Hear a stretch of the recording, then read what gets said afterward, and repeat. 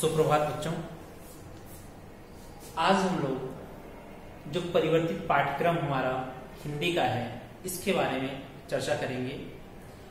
कक्षा 10 की हिंदी कोर्स ब के परिवर्तित पाठ्यक्रम के बारे में 2020-21 का है, इसके बारे में चर्चा करेंगे कि कौन कौन से पाठ हमारे सिलेबस में आ रहे हैं, कौन से ऐसे पाठ हैं जिनको कह सकते हैं कि परीक्षा में इनसे प्रश्न नहीं पूछे जाएंगे या पाठ्यक्रम से अभी हटा दिया गया है इस बार के लिए, कौन से नए टॉपिक जोड़ दिए गए हैं, इन सारी चीजों के बारे में हम चर्चा करेंगे।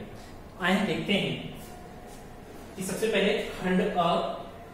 खंड अ में अपठित गद्यांश, जो कि 2 गद्यांश आएंगे आपके और प्रत्येक गद्यांश 5 अंकों का होगा, 5 प्रश्न होंगे, 5 अंकों का होगा। ठीक है। ऑप्शन इसमें आपको मिलेगा कि 4 जो है गद्यांश पूछे जाएंगे, इनमें से कोई 2 आपको करने हैं।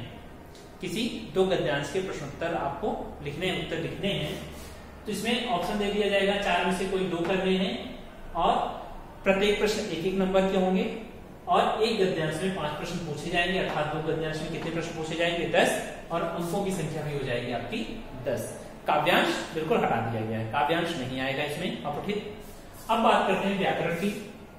व्याकरण में पदबंध, पहले शब्द और पद पूछे जाते थे, लेकिन इस बार शब्द और पद के साथ साथ इसमें पदबंध जोड़ दिया गया है। तो पदबंध जो आएगा इसमें बता रहे हैं कि 5 प्रश्न आएंगे, कोई 4 आपको करने हैं और प्रत्येक 1-1 नंबर के होंगे। ठीक है, तो 4 अंक का पदबंध आएगा। वाक्य रूपांतरण, जैसे सरल वाक्य, संयुक्त वाक्य और मिश्रित वाक्य हमने पढ़ा है रचना के आधार पर, तो इसमें से भी 5 प्रश्न आएंगे जिसमें से आपको 4 करने हैं। ठीक है, विकल्प दिया जाएगा कि 5 और उसमें से आपको करने हैं 4, प्रत्येक प्रश्न जो होगा 1 अंक का होगा, अर्थात 4 नंबर का आपका वाक्य रूपांतरण हो जाएगा। इसके बाद आता है समास। समास की बात करें तो समास ये भी 4 अंकों का आएगा, इसमें भी आपको ऑप्शन दिया जाएगा, अर्थात 5 समास दिए जाएंगे जिसमें से 4 के उत्तर आपको देने हैं। मुहावरे 4 अंकों का आएगा और 4 ही मुहावरे आपसे पूछे जाएंगे, इसमें कोई ऑप्शन नहीं दिए गए हैं, मतलब इसमें विकल्प नहीं कि 5 है, 5 में से आपको 4 करने, ऐसा कुछ नहीं है। 4 प्रश्न दिए जाएंगे और 4 के आपको उत्तर देने होंगे। संभवतः हो सकता है कि पूछ लें, मुहावरे दे दे, उसका वाक्य प्रयोग पूछ लें, या फिर कह सकते हैं कि सीधा सीधा कोई वाक्य लिख लें और उसमें मुहावरे भरने के लिए कहें। ठीक है, तो ये 10 अंक का अपठित गद्यांश और 4, 4, 4, 4, 16 अंक का आपका हो गया ये व्याकरण। तो ये हो गया आपका 26 अंक। आगे बढ़ते हैं। स्पष्ट की पुस्तक से काव्यखंड, जो आपने पढ़ा हुआ है, पठित पद्यांश या काव्यांश जो है वो एक काव्यांश आएगा जिसमें कि 4 प्रश्न होंगे और प्रश्न कैसे होंगे? बहुविकल्पी टाइप, एमसीक्यूज बेस्ड। एमसीक्यूज में प्रश्न होंगे, उसके उत्तर में देने हैं।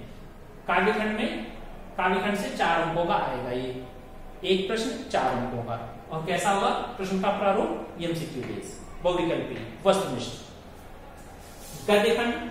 गद्यखंड से 2 पठित गद्यांश आएंगे, जैसे हमने हरिहर काका पढ़ा, तातारा वामेरो कथा पढ़ी, इस तरीके से। तो 2 पठित गद्यांश आएंगे और इसमें क्या होंगे? 5-5 प्रश्न होंगे और 5 प्रश्न कैसे होंगे? बहुविकल्पीय होंगे। और क्या होगा? 5 प्रश्न, 2 गद्यांश, अर्थात 10 नंबर का। तो 10 नंबर का आपका क्या पूछा जाएगा? गद्यखंड से, पठित गद्यखंड, और 4 नंबर का आपका पठित काव्यखंड से। तो ये हो जाएगा आपका 10 और 4 14 अंक, पूरा टोटल करते हैं इसको तो 40 अंक बन जा रहे हैं आपके। 40 नंबर खंड अ से। अब हम बात कर रहे हैं खंड ब की। खंड ब में जो है,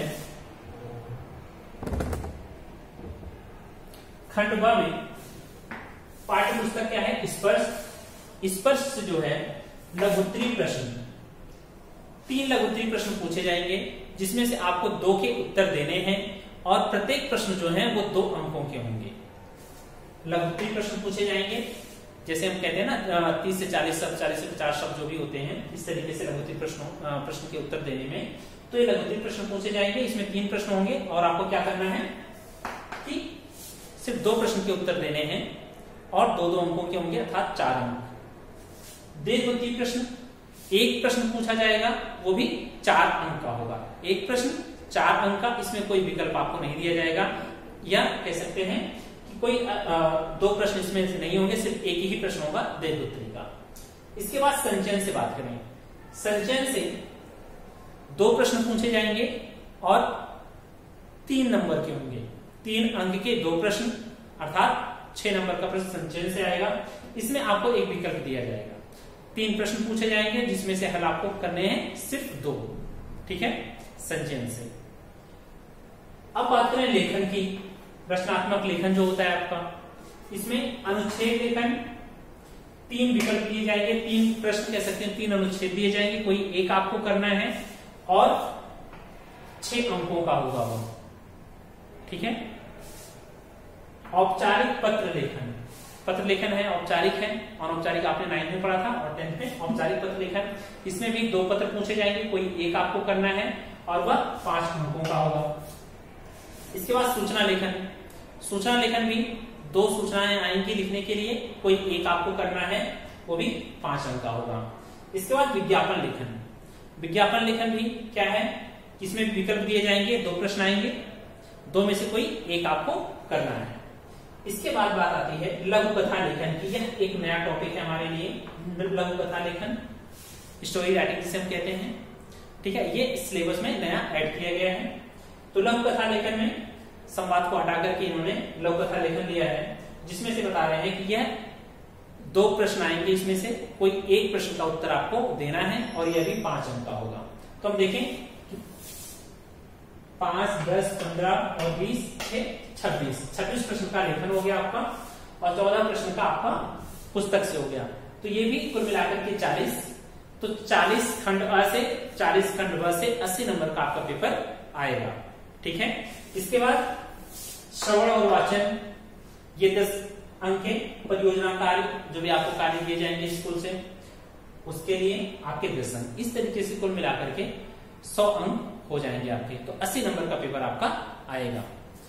तो ये पाठ्यक्रम का विभाजन आपको समझ में आया होगा। साथ ही साथ कुछ जो चैप्टर है उसके बारे में बात कर लें। जो पाठ्यक्रम हटा दिए गए हैं, बिहारी के दोहे, मधुर मधुर मेरे दीपक जल, तो और आत्मत्राण, ये चैप्टर आपके पाठ से काव्य खंड से हटे हैं। गद्य खंड में देखें, डायरी का एक पन्ना, तीसरी कसम के शिकार, गिरगिट, पतझड़ में टूटी पत्तियां, गिन्नी का सोना, ये चैप्टर आपके काव्य खंड से हट गए हैं, गद्य खंड से हट गए हैं।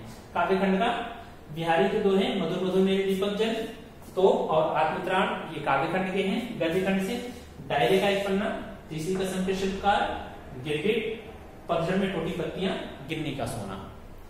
तो ये आपका नया पाठ्यक्रम है, इसके अनुसार से आप अपनी तैयारी रखें और मेरी शुभकामनाएं आपके साथ हैं।